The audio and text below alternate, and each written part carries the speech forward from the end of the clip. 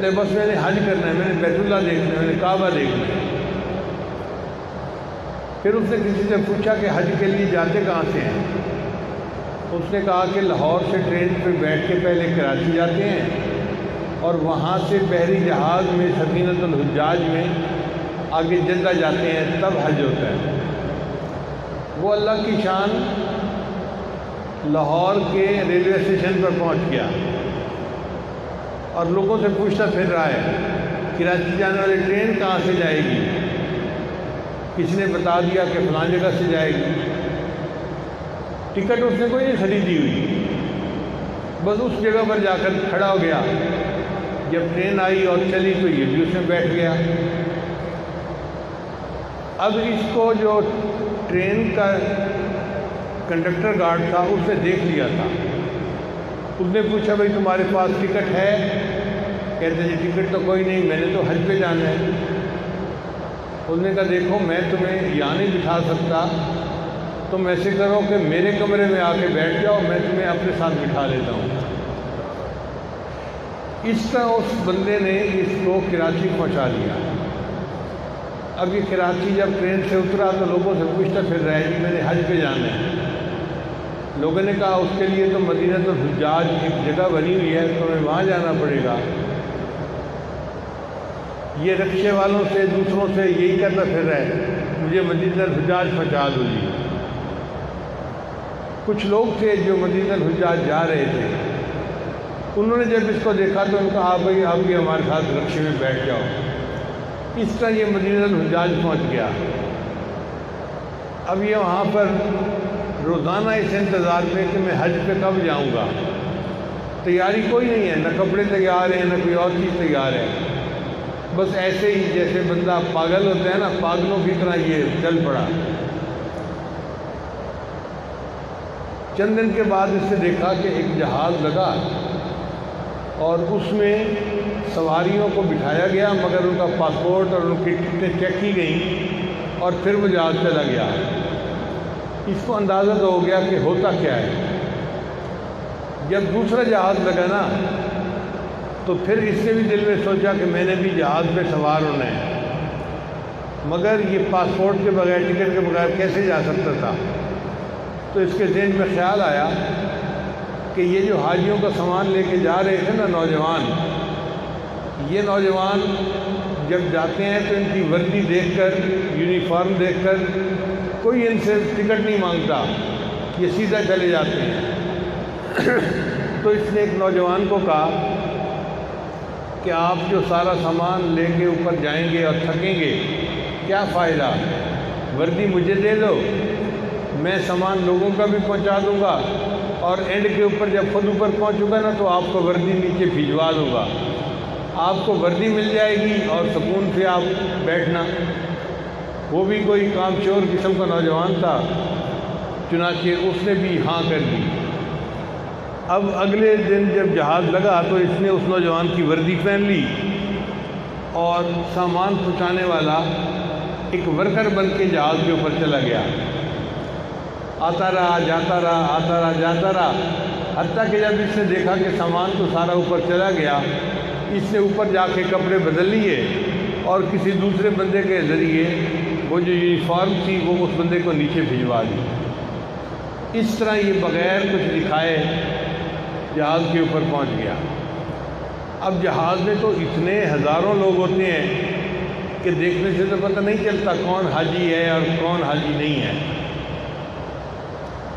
چنانچہ یہ کبھی ادھر بیٹھتا کبھی ادھر بیٹھتا، کبھی اس کمرے میں کبھی اس کمرے میں، اور جہاز چلتا رہا۔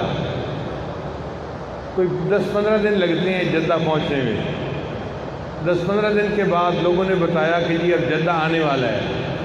اس کا ایک دوست بن گیا تھا، اس نے اپنے دوست سے کہا کہ مجھے بتا دینا کہ جدہ جہاز کب لگا ہے۔ اس نے کہا بہت اچھا، میں بتا دوں گا۔ لو جی ایک دن آیا، رات کے وقت جہاز جدہ پورٹ کے اوپر لگ گیا، ساحل کے اوپر۔ اس کے دوست نے اسے بتایا کہ بھئی جہاز تو لگ گیا ہے جدہ میں، سامنے عمارت نظر آ رہی تھی، پورٹ نظر آ رہی تھی۔ لو جی یہ نوجوان جہاز کے اوپر عرشے پہ چڑھا اور وہاں سے اس نے سمندر کے اندر چھلانگ لگا دی۔ اب دوسرا دوست جو ہے وہ یہ سمجھا تھا کہ شاید یہ تیراکی جانتا ہوگا اور یہ تیر لے گا، اس کو تو تیراکی آتی نہیں تھی۔ 2-4 اس نے ڈبکیاں کھائیں اور ہاتھ مارتا رہا۔ اللہ کی شان دیکھیں کہ یہ کسی نہ کسی طرح ساحل قریب تھا تو ساحل کے ساتھ جا کے لگ گیا، اور جب لگ گیا تو یہ ساحل سے باہر نکلا، سمندر سے باہر نکلا، اس کے منہ میں بھی پانی چلا گیا تھا اور نیند بیہوشی کی سی حالت تھی۔ یہ وہاں بے سدھ پڑا رہا۔ کوئی 3-4 گھنٹے کے بعد پھر اس کو محسوس ہوا کہ میں تو اب ہوش میں ہوں۔ اب یہ سوچ میں تھا کہ پورٹ کے اوپر تو دفتر بنا ہوتا ہے، وہ لوگ پاسپورٹ مانگیں گے، ٹکٹ مانگیں گے اور پھر جانے دیں گے، میرے پاس تو کچھ ہے نہیں، تو میں کیسے چلوں؟ اس نے کہا چلو میں دیکھتا ہوں یہ پورٹ کیسے بنی ہوئی ہے۔ یہ اٹھا اور اکیلا وہ جو دفتر تھے ان کو دیکھنے لگ گیا۔ اب پورٹ کے بالکل ساتھ جو پورٹ کا آفیسر تھا نا، Jeddah airport, Jeddah sea port کا، اس کا گھر تھا، اور جس طرف یہ تھا اس طرف ایک گرل لگی ہوئی تھی، لوہے کی، دیوار نہیں بنی ہوئی تھی، تو نظر آتا تھا کہ صحن میں کیا ہو رہا ہے۔ یہ وہاں گیا تو اس نے عجیب منظر دیکھا۔ 2 بندے تھے، وہ ایک گائے کا دودھ نکالنا چاہتے تھے، مگر ان کو گائے کا دودھ نکالنے کی ٹریننگ نہیں تھی، تو گائے ان کو دودھ نکالنے نہیں دیتی تھی۔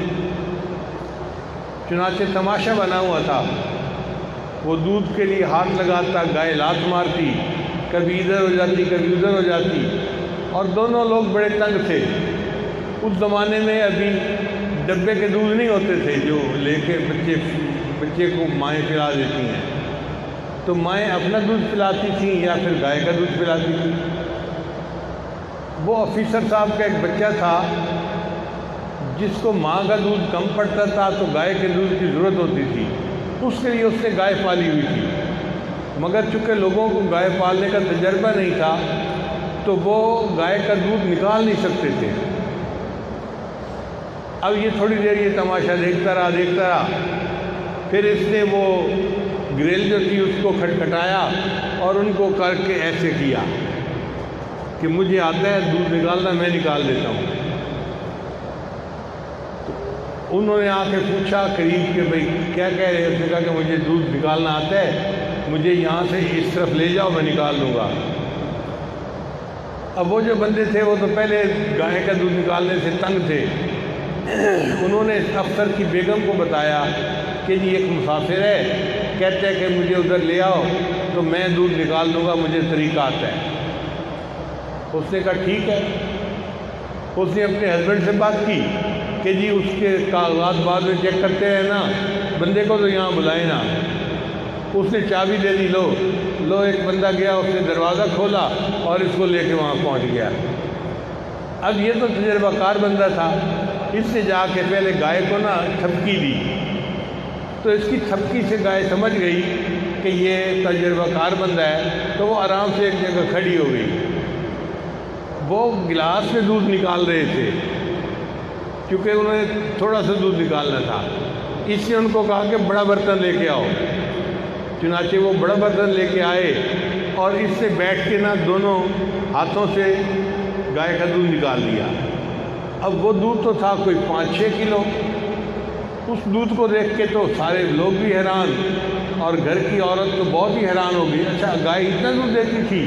ہمیں تو 1 پاؤ آدھا پاؤ ملتا تھا جو بچہ مشکل سے پیتا تھا اور تنگ ہوتے تھے ہم۔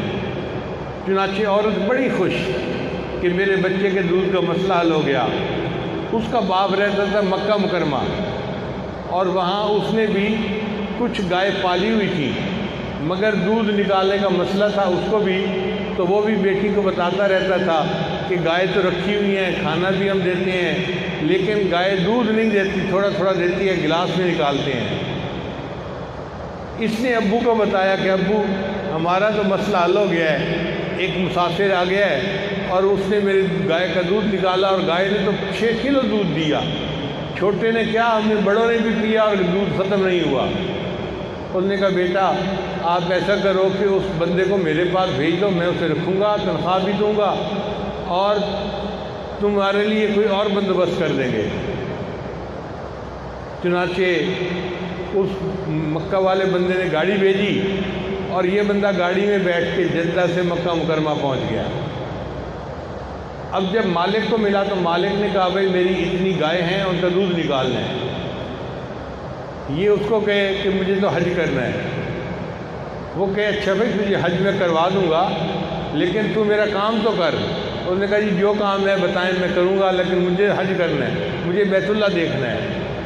وہ بھی سمجھ گیا کہ یہ کوئی دیوانہ قسم کا نوجوان ہے اور اس کے دماغ میں بس یہ بات بیٹھ گئی ہے کہ مجھے اللہ کا گھر دیکھنا ہے، کسی قیمت پہ بھی ہو اللہ کا گھر دیکھنا ہے ہمیں۔ چنانچہ اس نے اس کو ایک اچھا گھر دیا اور چند دن دیکھا تو اس کی گایوں نے تو بہت اچھا دودھ دینا شروع کر دیا۔ اس نے یہ فیصلہ کیا کہ اب اس لڑکے کو میں نے واپس نہیں جانے دینا۔ اس نے اس کو کہا کہ دیکھو بھائی آپ یہاں آئے ہیں، آپ کو میں حج بھی کرواؤں گا، اللہ کا گھر بھی دکھاؤں گا، مگر میں چاہتا ہوں کہ حج کے بعد بھی آپ یہیں پہ رہیں۔ نوجوان نے کہا میں کیسے رہ سکتا ہوں، میرے بیوی بچے تو پیچھے لاہور میں ہیں۔ اس نے کہا کوئی فکر کی بات نہیں، ہم تمہارے بیوی بچوں کو بھی منگا لیتے ہیں۔ چنانچہ اس بندے نے نا اپنے داماد کو فون کیا جو پورٹ پہ تھا کہ جہاز نے تو ایک دفعہ پھر آنا ہے، تو یہ ایڈریس ہے، یہ نام ہے، ان لوگوں کو بھی آپ اپنے پاس بلوا لیں۔ اللہ کی شان دیکھیں جی، اس کی بیوی اور اس کے بچے بھی حج کے لیے وہاں پہنچ گئے۔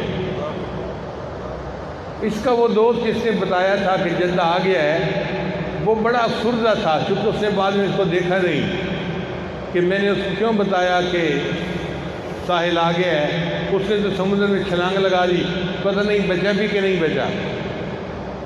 ایک دن حرم میں نماز پڑھ کے جا رہا تھا تو اس نے نا اسی لڑکے کو دیکھا، گوالے کو دیکھا، وہ نماز پڑھ کے جا رہا ہے۔ اس نے اس کو روکا، تو وہی نہیں ہے جو ہمارے ساتھ آیا تھا جہاز پہ؟ کہنے لگا ہاں وہی ہو۔ اور تو نے سمندر میں چھلانگ لگائی تھی؟ کہتے ہیں ہاں میں نے سمندر میں چھلانگ لگائی تھی۔ کہتے ہیں کہ پھر تیرے ساتھ کیا ہوا تو مجھے تفصیل بتا۔ یہ کہتے ہیں میرے ساتھ آؤ پھر میں تفصیل بتاتا ہوں۔ چنانچہ وہ اس کے ساتھ گیا تو حرم کے باہر ایک بالکل نئی گاڑی کھڑی ہوئی تھی، یہ اس کے پیچھے بیٹھ گئے دونوں اور آپس میں باتیں کرنے لگے۔ تو گوالا نے بتایا کہ میرا مالک جو ہے وہ کوئی امیر آدمی ہے مکہ مکرمہ کا، اس کی 15-20 گائے ہیں، اس کا دودھ نکالنا ہوتا ہے، میرا صرف یہی کام ہے اور میرا کام اس کو بہت پسند آ گیا ہے اور اس نے میرے بیوی بچوں کو بھی منگوا لیا ہے اور مجھے رہنے کے لیے ایک مکان بھی اس نے دیا ہے۔ اور آج صبح اس نے مجھے کہا ہے کہ یہ جو گاڑی مجھے حرم لاتی لے جاتی ہے نا، یہ گاڑی بھی میری ہے۔ اللہ نے گاڑی بھی دے دی، مکان بھی دے دیا، بیوی بچوں کو بھی پہنچا دیا اور اس گوالے کو اللہ نے اپنا گھر دکھا دیا۔ ہم سے تو وہ گوالا ہی اچھا تھا جس کے پاس علم بھی نہیں تھا لیکن اللہ کی محبت تھی، اور اس محبت کے بدلے اللہ نے اس کو گھر بھی دکھا دیا۔